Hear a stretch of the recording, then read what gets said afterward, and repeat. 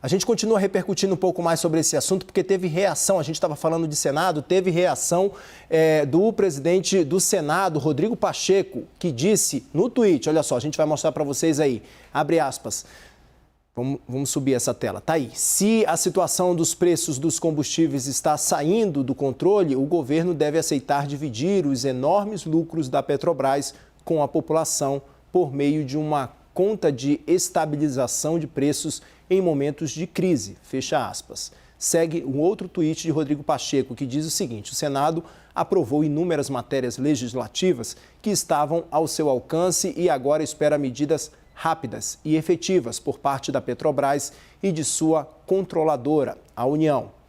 Ele segue num outro tweet ali, o Rodrigo Pacheco diz o seguinte: já que o governo é contra discutir a política de preços da empresa e interferir na sua governança, a conta de estabilização é uma alternativa a ser considerada. Fecha aspas, foi o que disse Rodrigo Pacheco. Vamos voltar para a tela agora aqui para a gente falar com a Renata Agostini e também com o Yuri Pita para repercutir um pouco mais, Renata, esse posicionamento de Rodrigo Pacheco, né? Como ele mostra nessa nota, esse posicionamento ali do presidente do Senado, então. Perfeito, gente. Conversei sim hoje com senadores e com gente próxima ao presidente do Senado, Rodrigo Pacheco, para entender ali o estado de ânimo dele, como ele já está antevendo os trabalhos para a próxima semana.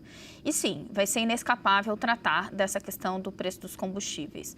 Primeiro, gente, o Rodrigo Pacheco demonstrou, de certa forma, uma surpresa, não com a chegada do aumento, porque muita gente já falava que isso poderia acontecer, que havia esse risco, mas porque, segundo pessoas próximas, havia uma indicação do governo de que não viria, esse aumento tão rapidamente e nem nessa magnitude. Esse tipo de sinalização foi dada ao Senado quando eles estavam negociando essas últimas medidas que a gente viu em relação ao ICMS. Isso causou ali bastante descontentamento, tanto no entorno de Pacheco quanto em lideranças do Senado. Porque a questão se fez todo esse esforço, no caso do Senado, um desgaste com os governadores, né? A Casa da Federação teve que patrocinar ali medidas que não agradavam aos governadores, que não agrada de forma alguma aos estados. Ainda assim, se está diante de um esvaziamento desse esforço legislativo por conta de um reajuste que, no entendimento dos senadores, o governo tinha a obrigação de saber que viria desse tamanho. E tinha a obrigação de ter brifado os senadores a contento. Então, vamos lá. O que está na pauta? Primeiro, se considera que é inescapável se debruçar sobre isso. CPI não é a questão, né? Isso está sendo algo que está ali sendo costurado pela Câmara. E no entendimento, a gente vê pela nota que ele já traz a questão do fundo de estabilização, algo que o governo não quis entrar. Gente, o que é esse fundo de estabilização? É você pegar a proposta, você pegar uma parte, inclusive, dos dividendos da Petrobras. Dividendo é aquele dinheiro que a Petrobras dá para os seus acionistas e dá para a União também. E usar como um colchão para ir atenuando essas flutuações. Tem mais detalhes aí nessa proposta, mas em grande medida é disso do que se trata. Ele já coloca isso na pauta. Agora, além disso, gente, vem pressão para cima do governo e da equipe econômica. Acho que o Pita também tem informação sobre isso. Eu complemento na volta. Isso, tem pressão sim, porque o Pita já até deu uma pincelada agora há pouco ali, falando sobre essa possível convocação ali do ministro Paulo Guedes e também do presidente da Petrobras, né, que já entraram na mira do Senado ali, tem requerimentos para fazer essa convocação para os dois, né, Yuri?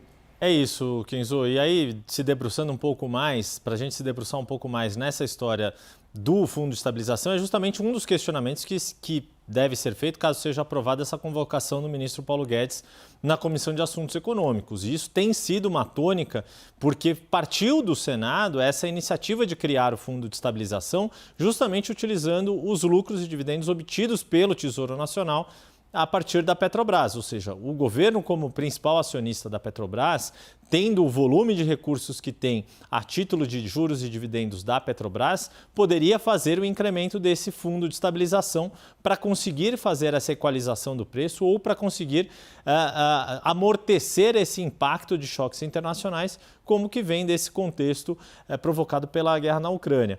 Vendo o Rodrigo Pacheco fazendo essa postagem, associando isso a esse pedido de convocação feito por Alexandre Silveira, e aí estamos falando de 2 senadores muito próximos, ambos do PSD mineiro, a gente consegue entender muito do que está sendo visto ali pelos senadores, pela cúpula do Senado, em torno dessa questão do que aconteceu. Quer dizer, o Congresso, o Senado tendo que fazer a sua parte ali nessa negociação com os estados para a aprovação do PLP 18 e na mesma semana vira essa resposta da Petrobras com esse reajuste de preços. Se vai ser deliberado ou não na próxima sessão da CAI, eu perguntei para o presidente da CAI, o senador Otto Alencar, ele está se recuperando de uma cirurgia médica, mas essa convocação entrou hoje 1h30 da tarde e aí ele ainda iria falar com o senador Vanderlan Cardoso, que é o vice-presidente, vai comandar a próxima sessão para saber se isso já entra em pauta na próxima sessão ou não. E Renata, como é que o Senado planeja essa ofensiva ali a Paulo Guedes, contra Paulo Guedes, na verdade? Então, as linhas são essas, né? Então, e aí vamos pegar, juntar bastidor, gente, com declaração pública, né? O que eu falei na outra entrada. A gente, diante de tudo isso que aconteceu, vamos sempre costurar o que eles já disseram para o que eles estão dizendo nos bastidores. O que o presidente do Senado disse? Ele já levantou a bola do fundo de estabilização. Ele diz, olha, esse trecho aqui é bem importante. Ele fala, é inexistente a dicotomia Petrobras e governo, pois a União é acionista majoritária da estatal. Então, ele está dando uma senha, não está falando diretamente, mas ele está dando uma senha de essa tentativa do governo de dizer que precisa investigar a Petrobras como se ele tivesse a parte disso, como se fossem questões dissociadas, não. De pé, a gente tem que olhar então uma proposta que funcione para enfrentar o problema. Está levantando a senha desse fundo de estabilização proposta lá do Senado que não andou. Segundo aspecto, Yuri Pita já traz aqui o movimento dos requerimentos. Eu vou trazer, gente, o que me disse o próprio senador Alexandre Silveira. E eu vou destacar o que ele falou para vocês entenderem o clima, o ânimo. Olha o que ele diz. A partir de segunda, um assunto que não poderemos fugir, e não podemos fugir de agora em diante, política de preços da Petrobras e a permanência de Paulo Guedes. Paulo Guedes, o ministro da Economia, isso segundo o senador Alexandre da Silveira, está desconectado da realidade, ele diz. É um ministro de manual, deveria conhecer a realidade do povo brasileiro.